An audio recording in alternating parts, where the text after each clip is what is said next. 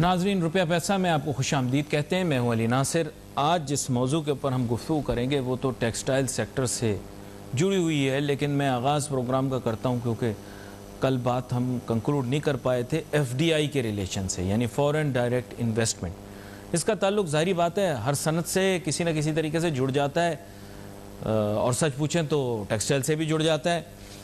ये एक इत्तेफाकी बात है कि मुल्क के अंदर टेक्सटाइल में एज होने के बावजूद इन्वेस्टमेंट वहाँ पर फ़ौरन नहीं आती, फ़ौरन इन्वेस्टमेंट नहीं आती। फ़ौरन इन्वेस्टमेंट पाकिस्तान में लानी है, मसाइल का हल फ़ौरन इन्वेस्टमेंट में है। तो जनाब, अगर फाइनेंस मिनिस्टर शौकत तरीन साहब या उनके ऑफिस में से कोई देख रहा हो तो वो पॉइंट्स लिख ले, फिर शाम को पुटअप कर दे ऑनरेबल मिनिस्टर को, और प्राइम मिनिस्टर हाउस में भी कोई हो तो वो भी लिख ले, प्राइम मिनिस्टर साहब को पुटअप कर दें नोट्स शाम में। बात कुछ ऐसी है कि फ़ॉरेन डायरेक्ट इन्वेस्टमेंट अगर आपने हमारे मुल्क में लेकर आनी है तो आपको इन्वेस्टमेंट क्लाइमेट क्रिएट करना पड़ेगा। अब चूँकि एक बात तो सर्टन है कि हमारा मुल्क बहुत करप्ट है, हमारे मुल्क के अंदर हर जगह कारोबार नहीं चलाया जा सकता, नहीं लगाया जा सकता, इसीलिए स्पेशल इकनॉमिक जोन्स की बात कर रहे थे। और जनरल आसिम बाजवा साहब की भी मैं गुफ्तगू सुन रहा था तो अच्छी खुशाइन बातें बता रहे थे CPEC की रेफरेंस से। तो इसके अलावा स्पेशल इकनॉमिक जोन्स और एक्सपोर्ट प्रमोशन के लिए जो ख़ास एक्सपोर्ट प्रोसेसिंग जोन्स बनाए गए हैं, या तो उनको ज़्यादा मौसर बना लिया जाए या फिर कोई नई ऐसे you will have to create islands of prosperity. अब बीच में बात हुई थी कि जुल्फ़िकाराबाद बनेगा, आपको पता होगा एक शहर बना रहे थे यहाँ पर सिंध में, नाम रखे उसका जुल्फ़िकाराबाद। तो एम ये था, और उसके साथ साथ टेक्सटाइल सिटी भी बनाई, वो भी ठुस हो गया प्लान। पता नहीं क्या मसला होता है इनके साथ, हमारे मुल्क के अंदर कोई चीज़ कंक्लूजन तक नहीं पहुंच सकती, उसके बारे में भी थोड़ी सी बात करूंगा। लेकिन अभी तो ज़रा इसको टारगेटेड ज़रा सोल्यूशन बेस्ड लेके चलते हैं। अब फॉरेन डायरेक्ट इन्वेस्टमेंट पाकिस्तान में लेकर आनी है, इन्वेस्टमेंट क्लाइमेट क्रिएट करना है। पाकिस्तान एक बहुत ही करप्ट कंट्री है, इसमें कोई शक नहीं है। हम लोग भी करप्ट हैं और ब्यूरोक्रेट्स भी करप्ट हैं, यानी हम अवामुन नास भी करप्ट हैं, ब्यूरोक्रेट्स भी करप्ट हैं, पॉलिटिशियंस भी करप्ट हैं, नेज़िया के बहुत सारे इदारे करप्ट हैं, कहने की ज़रूरत नहीं। अब इस करप्ट माहौल के अंदर इन्वेस्टमेंट नहीं आ सकती। दूसरी बात यह है कि ओवर रेगुलेशन है, ओवर रेगुलेशन को देखते हुए कोई यहाँ पर सरमाया नहीं लगाएगा। वैसे तो कोई भी रेगुलेशन नहीं, अगर आप रिश्वत देने के आदी हों और रिश्वत आप दबा के देते हो तो कोई टेंशन नहीं, आप राशि हैं या रिश्वत लेने वाले हैं या रिश्वत देने वाले हैं तो आप पाकिस्तान में बहुत कामयाब हैं, आखिरत आपकी बर्बाद है। लेकिन तो हमारे मुल्क के अंदर ज़्यादातर लोग रिश्वत देते भी हैं और लेते भी हैं, और इसको कोई बुरा भी नहीं समझते, कहते हैं अच्छी बात है, रिश्वत से निज़ाम चलता रहता है।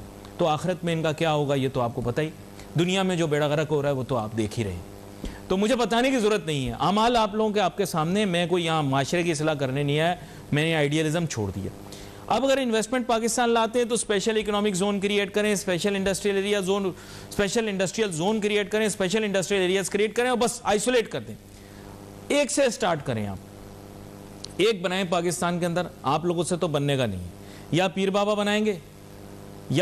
बनाएंगे या सर आप बना सकते हैं या पीर बाबा बना सकते हैं। तो आपको पता है सलूट हमारे मुल्क में किसको मारा जाता है, तो बेसिकली या आप बना सकते हैं सर या पीर बाबा बना सकते हैं। पीर बाबा बनाएंगे तो जाहिर बात है उनको फिर वही प्रॉब्लम आएगी, उनकी रेपुटेशन बहुत ज़्यादा ख़राब है। कराची के अंदर उन्होंने जो हाउसिंग सोसाइटी बनाई उसके बाद पीर बाबा दबाव का शिकार है, उनकी रिलायबिलिटी और क्रेडिबिलिटी अंडर डाउट है। काम बंदा अच्छा करता है, इसको एक साइड पे रख दिया। अब सर सिर्फ आप ही बना सकते हैं।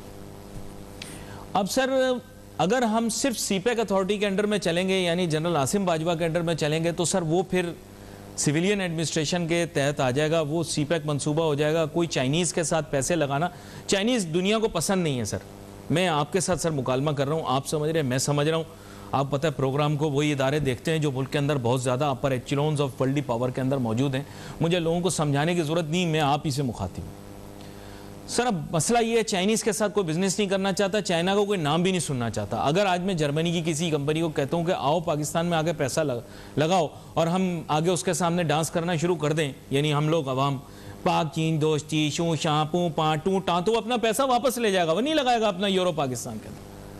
मैं अगर किसी भी बैरूनी मुल्क यानी यूरोपियन कंट्री को लेकर आता हूँ और मैं आकर उससे बोलता हूँ जी आप CPEC वाले जो, वो कहेगा यार हमारे इंटरेस्ट के साथ ये जो है ना मुतजाद है, ठीक है सर।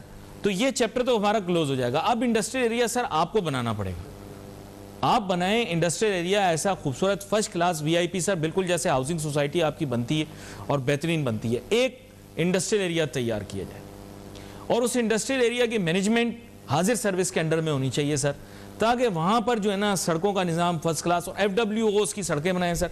सर मैं क्लियर कट बात करता हूँ सर, मेरी बात सुनते भी हैं आप लोग, जाहिर बात है मेरी बात इस्लामाबाद और उसके गिरदो नवा के अंदर खासतौर पे जो शहर है वहाँ सुनी भी जाती है। लोगों को लगता है मैं ब्लफ कर रहा हूँ, लेकिन फिर हैरान हो जाते हैं जब मेरी क्लिपें वगैरह चलती हैं। मैं अवामी आदमी नहीं हूँ भाई, मर्सिडीज़ गाड़ी कोई कोई चलाता है, रिक्शे में तो हर कोई बैठ जाता है। तो बात यह है कि मैं बात वो करता हूँ जो वैल्यू वाली होती है। तो सर अगर ये इंडस्ट्री एरिया तैयार हो गया, फिर उसके बाद सर इसके लिए अलहदा पॉलिसी बनाई जाए, बिल्कुल जैसे बैनुल-अक़वामी सतह के ऊपर एक्सपोर्ट के लिए स्पेसिफिक एरियाज़ बनाए जाते हैं। एक ज़माने में हत्तार को भी ये स्टेटस हासिल था और भी जगह थी जहाँ पर पाकिस्तान में ये इसको सर एक्सक्लूसिव स्टेटस दे के, एक्सक्लूसिव सिक्योरिटी देकर इसको सर एक एरिया ऐसा बनाया जाए जहाँ पर बैरूनी सरमायाकार आके सरमाया लगाएं। हमारी लेबर चीप है सर, लेबर हम उसमें चीप कर दें, और एनर्जी सर हम सेल्फ जनरेशन पे ले जाएं सर उसको, और सेल्फ जनरेशन वाले लोग जो हैं वो फ्यूल मंगवाएं, लेकिन फ्यूल मंगवाएं सर टैक्स फ्री। सर ये काम करना ज़रूरी है सर।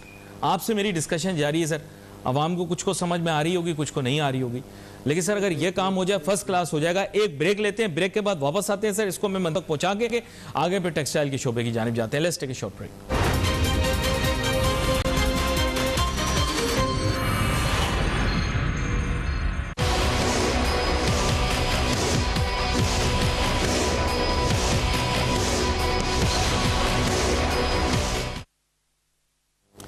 नाज़रीन welcome back after the break. गुफ्तगू जारी थी, ब्रेक पे जाने से पहले FDI के मुतालिक बात कर रहा था और आपको बता रहा था, आपको तो नहीं बता रहा था लेकिन सर को बता रहा था, जो मेरा प्रोग्राम गौर से देख रहे होंगे, कि सर ये काम अब आप ही को करना पड़ेगा, क्योंकि अब किसी आम बंदे के बस की चीज़ नहीं। और अगर आप ये काम करेंगे सर, तो मैं आपको बता रहा हूँ कि $100 अरब से ज़्यादा की फ़ॉरेन डायरेक्ट इन्वेस्टमेंट एक ही जगह पर आ सकती है। तो सर ये आप ही से मेरी रिक्वेस्ट है कि आप इसमें संजीदगी से इंटरेस्ट लें।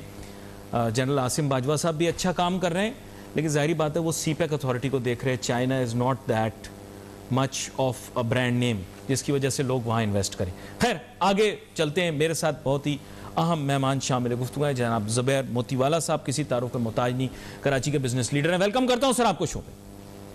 Thank you sir. तो पहली चीज़ तो आपसे ये पूछ लेता हूँ भाई कि आपका बयान बहुत चल रहा है, आपको एतराज़ है कि लोग छुट्टियाँ क्यों कर रहे हैं, इतनी छुट्टियाँ क्यों हो रही हैं। सर क्या करें, मजबूरी है, मुल्क के अंदर ऐसी वबा की कैफियत आ गई, छुट्टियाँ तो लाजमी हैं, ये मजबूरन हुकूमत ने दी हैं। आपको क्या एतराज़ है इस पर सर? मेरी मुझे एतराज़ ये है कि मैं अपने कॉम्पिटिटर से पीछे रह जाऊँ। बांग्लादेश का मैं अगर आपको चाहें तो मैं आपको अगर स्क्रीन पे दिखाएं तो मैं आपको भेज दूँ व्हाट्सएप के ऊपर उनका जो नोटिफिकेशन आया है। उन्होंने ये कहा है कि 3 दिन से ज्यादा कोई इदारा बंद नहीं रहता। उन्होंने ये तब भी किया कि 4 दिन 5 दिन की छुट्टियां कहते वो नहीं होंगी, ईद की सिर्फ 3 दिन की छुट्टियां होंगी और काम करना, उसमें भी 2 दिन को है और 1 दिन इतवार को। तो अगर हम तो हमारे कॉम्पिटिटर अगर 3 दिन की छुट्टियां दे रहे हैं और हम अगर 9 दिन की छुट्टियां देंगे तो आप हिसाब कर लें, हम उनसे गुजरते हमसे 2.5 गुना आगे हैं, हम उससे छुट्टियों में कम से कम 3 गुना आगे हो जाएंगे। तो अगर ये हम करना चाहते हैं, दूसरी बात ये है कि एक्सपोर्ट की इंडस्ट्री जो होती है वो ऐसे नहीं चलती। हमारी शिपमेंट्स होती है, आप इतने दिन तक बंद नहीं कर सकते। आपको मंडे ट्यूसडे के दिन जो हमने कंटेनर में भेजने होंगे उसकी एलसियां हमने नेगोशिएट करनी होंगी, उसको BA लाएंगे। तो ये कैसे हो सकता है कि 9 दिन तक बंद कर। मेरा एतराज जेन्युइन है, किसी से आप पूछते हैं कि कोई एक्सपोर्ट की गलती की दुनिया में बंद होती है। मैं दोबारा से कोशिश करता हूं कि ज़ुबैर मोतीवाला साहब के साथ दोबारा से रब्ता कायम करते हैं। उन्होंने अपना जवाब और मशवरा दिया है, तो ये खैर ज़ाहिर बात है, चीज़ें दबाव है अपनी जगह जी।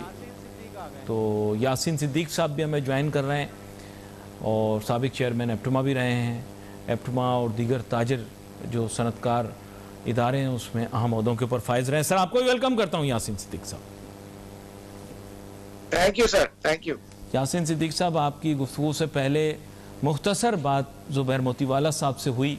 उन्होंने बताया कि छुट्टियां जो हैं वो ज़ायद दे दी हुकूमत ने, इन छुट्टियों को कम होना चाहिए था। खैर उसी मौजू पर उनसे बात हो रही थी, दोबारा से उनसे नाता जोड़ते हैं। लेकिन आज के अहम मौजू की जानिब आते हैं, टेक्सटाइल सेक्टर के ऊपर मैंने बात करनी। सर मैंने आपसे जानना है, आजकल दो पॉइंट्स ऑफ व्यूज़ आ रहे हैं यासीन सिद्दीक साहब। एक पॉइंट ऑफ व्यू आ रहा है जो कि होना नहीं चाहिए लेकिन हमारे मुल्क के अंदर है, वो है कंपोजिट वर्सेस वैल्यू एडिड, ये टेक्सटाइल के अंदर तफरीक नहीं होनी चाहिए। पिछली दफ़ा भी आपने बड़े आसान अंदाज से एक्सप्लेन किया था, आपने कहा था इसमें कोई झगड़े लड़ाई की कोई बात नहीं है, लेकिन बार बार ये अलहदा क्यों हो जाते हैं, इनको जोड़कर क्यों आप कुछ नहीं बना लेते, क्या कहते हैं आप? पहले मैं थोड़ा सा करेक्शन कर, जी जी बिल्कुल करें। term is not composite versus value add. Ji Term is composite and value add versus stand alone mills. अच्छा, ठीक है जी। अब उसका वो जो मामला है वो आ रही है कि हुकूमत को जो है वैल्यू सेक्टर यही पढ़ाया हुआ है कि जी ही आपको जितना आपको चाहिए हम वादा ला के दें, और ये सारी मराहत जो है ये हमारे चाहिए, स्पिनिंग मिल वालों को कुछ भी नहीं मिलना चाहिए। अच्छा, मेरा इस पे स्टैंड पॉइंट ये है जी, कहते कि उनको नहीं मिलना चाहिए, जरूर मिलना चाहिए, वोट मिलना चाहिए का। और हाँ ये सही है कि वो बहुत बदला हैं, लेकिन अगर आप देखें कि अब क्या हो रहा है, ट्रेंड ये पड़ा कि जो कॉम्पोजिट मिल्स है, कॉम्पोजिट कि जो स्टार्ट होती है और प्रोडक्ट चाहे नॉन हो चाहे वो भी फाइनल प्रोडक्ट निकाल बेच अपनी मिल के, तो वो कॉम्पोजिट मिल होती है, उनको ठीक है जी फायदा मिलना चाहिए, सपोर्ट मिलना चाहिए, क्योंकि वो बहुत काम करते हैं अंदर, लेकिन आप मिल्स को इन फवाइद से अलग कर देंगे। अब ये रहा कि कॉम्पोजिट मिल वाले मिलें लगाने शुरू हो गए। अच्छा नहीं, तो इन अदर वर्ड्स जो स्टैंड अलोन स्पिनिंग, मैं एक चीज आपसे पूछता हूं, आप उसको खत्म कर देंगे। चलें इसके ऊपर मैं बात करता हूं। मेरे साथ जुबैर मोतीवाला साहब भी अब ज्वाइन कर चुके हैं। जुबैर मोती, वेलकम यू अगेन। आपने बड़े आसान तरीके से एक्सप्लेन किया 5 दिन की छुट्टियां क्यों आप महसूस करते हैं कुछ ज़्यादा हो गई, लेकिन यहाँ पर अभी हम टेक्सटाइल के मौजू के ऊपर डिस्कस कर रहे हैं, जो कि आपका शुबा महारत भी है। यासीन सिद्दीक साहब भी हमारे साथ मौजूद हैं। जुबैर मोतीवाला साहब, बेसिकली क्या है कि मैंने हमेशा यही कहा कि कॉम्पोजिट वर्सेस वैल्यू एडेड एक पिच है, लेकिन अभी यासीन सिद्दीक साहब ने एक नई बात की, इन्होंने कहा कि जी basically it's composite and value added versus stand alone units. तो इसके ऊपर मैं थोड़ी सी आपकी राय और वजाहत चाहूंगा कि how do we classify and categorise the textile sector and their contribution. नहीं, यासीन सिद्दीक जो है ना वो वैसे ही फिलोसोफर है और डॉक्टरेट है, तो उसके ये इसने नई एक इस्तेलाह निकाली है और नया उसकी डेफिनेशन दी है। तो आई एम वेरी ग्लैड कि चलो मुझे ये पता चला हम स्टैंड अलोन है। वैसे भी हम स्टैंड अलोन ही, हम 12 एसोसिएशन हैं, हम स्टैंड अलोन है। एप्टमा एक एसोसिएशन है और वो कंपोजिट है। और बिग बॉयज क्लब है ना, वो कह रहे हम बिग बॉयज क्लब हैं। नहीं, हम तो बिग बॉयज, ये तो खुद कहते हैं बिग बॉय, हम भी कहते हैं बिग बॉयज हैं। असल प्रॉब्लम ये है कि देखें ये इप्टमा है उसकी हम बहस में नहीं जाते। हमारे बड़े हैं, हाँ।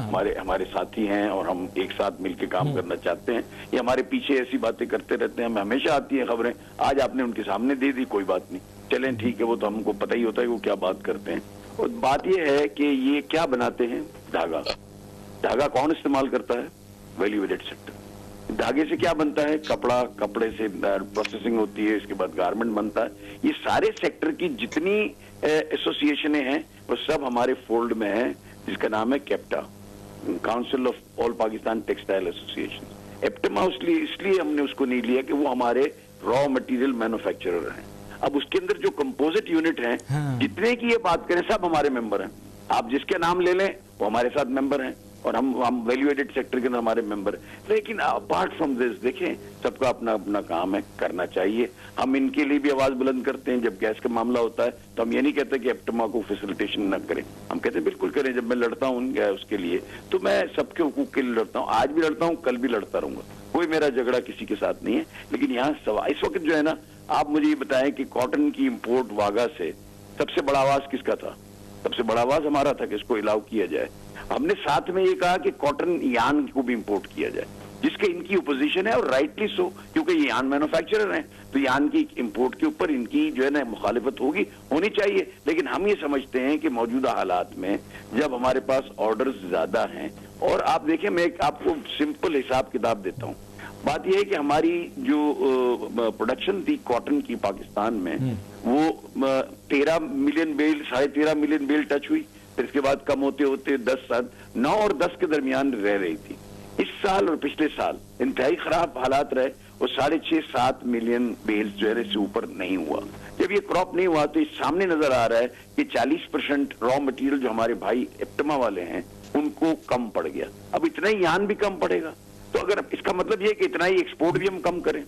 अब हमने तो ये हमारी एक कोशिश है और एक्सपोर्ट बढ़ा है, तो ये कैसे बढ़ेगा? बगैर यान के बगैर यान के तो कपड़ा नहीं बन सकता। नहीं, I don't want to interrupt you, लेकिन मैं थोड़ा सा इसको ऐड करते हुए एक एंगल ये भी दे दूं ना। बेसिकली यासीन सिद्दीक साहब भी इसके बारे में बात करेंगे।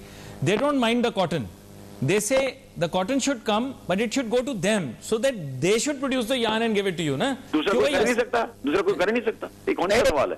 तो सर सुन लेते हैं यासीन सिद्दीक साहब कुछ ऐड करना चाहते हैं। ये मेरे को अगर आप ये खत्म नहीं करने देंगे तो पूरी कहानी मुकेगी नहीं और समझ में नहीं आएगा, मिसअंडरस्टैंडिंग हो जाएगी। देखें, अब इसके बाद जब ये यान यहाँ आएगा, अब देखिए जब 40% आपका रॉ मटेरियल यान मैन्युफैक्चरर्स के पास कम है तो लामाला 40% यान भी कम बनेगा, तो हमारा रॉ मटेरियल कम होगा।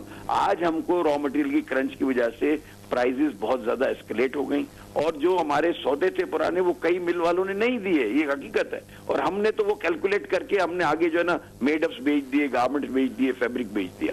अब इस सूरत हाल में हमारी जो डिमांड है वो ये है कि कॉटन अलाउ किया जाए ताकि मुल्क में यान बने। अगर इनफ कॉटन नहीं है तो हम यान भी अलाउ किया जाए ताकि हम वैल्यू एडेड सेक्टर। आज बांग्लादेश का जो वैल्यू एडिशन का जो ग्राफ है वो 6 बिलियन रुपए है फॉर एवरी 1 मिलियन बेल, हमारा सिर्फ 1.17 है। Sir point taken. Yasin Siddique साहब को, सर यासीन सिद्दीक साहब इस पे ऐड कर लेना, फिर उसके बाद आई कम बैक। जी यासीन सिद्दीक साहब। जी यासीन सिद्दीक साहब। अच्छा जी, मैं अब कुछ इसमें बोलना चाहता। जी बोलिए। अच्छा जी, हम ये कहते हैं ठीक है, अगर बर्तन की अलाउ करते हैं तो बिल्कुल वो कॉटन हमारे पास आते हैं और हम स्पिन करके दें, ना ये कि डायरेक्ट। नंबर 2 बात ये है जी कि सुबह टाइम ध्यान कहाँ से आएगा? अगर शॉर्ट है तो मेरा सवाल यह है कि कॉटन भी तो शॉर्ट थी, तो हमने तो कॉटन मंगाई और हमारे पास कॉटन दूध है जो स्पिन करके हम दे रहे हैं। जहाँ पे झगड़ा सस्ता है जी, ये हमें सस्ता दे दे माल। दूसरी इन्होंने बात ये की वाले सौदे का फिर उन्होंने माल नहीं किया, उस देखें जी कारोबार के मामला अच्छे लोग भी, मुझे लोग भी होते हैं। क्लियर नहीं आ रही आवाज नहीं आ रही। मेरे सामने कह दे कि यासीन सिद्दीक साहब की थोड़ी सी आवाज वाजे नहीं आ रही। मैं एक दफा दोहरा देता हूं, फिर यासीन साहब की बात की जानिब दोबारा से जाऊंगा। यासीन सिद्दीक साहब ने वजाहत के साथ ये बात की है कि कॉटन ये माजी के अंदर भी मंगाते रहे हैं और इनको उससे कोई एतराज नहीं है, ये धागा खुद बनाकर आपको देना चाहते हैं। ये कह रहे हैं कि वैल्यू एडेड सेक्टर ने माजी के अंदर कुछ मिसकमिटमेंट्स की हैं with reference to them reducing their prices of yarn. इन्होंने यार्न प्रोड्यूस की लेकिन कहीं कमिटमेंट्स वैल्यू एडेड सेक्टर ने, या जो इन्होंने कहा आपको शायद बुरा लगा, स्टैंड अलोन वालों ने इनके साथ ज्यादती की। ये मैंने आपको वजाहत कर दी जी। इसका मतलब ये है कि अगर ज्यादती की तो आज ये ज्यादती कर रहे हैं, ये मान रहे हैं ना। इसका मतलब बात ये होता है कि अगर ये हमने पहले ज्यादती की तो आज ये ज्यादती कर रहे हैं, इसको ये तस्लीम कर रहे हैं, इसका ये मतलब भी होता है। देखिए आज अगर बाजारें बढ़ गई तो उन्होंने जो हमारे कमिटमेंट थे यान के वो उन्होंने डिलीवर नहीं किए। ये इस बात को करने का मतलब यही होता है कि वो ये मेरी बात को ये मान रहे हैं और तस्लीम कर रहे हैं।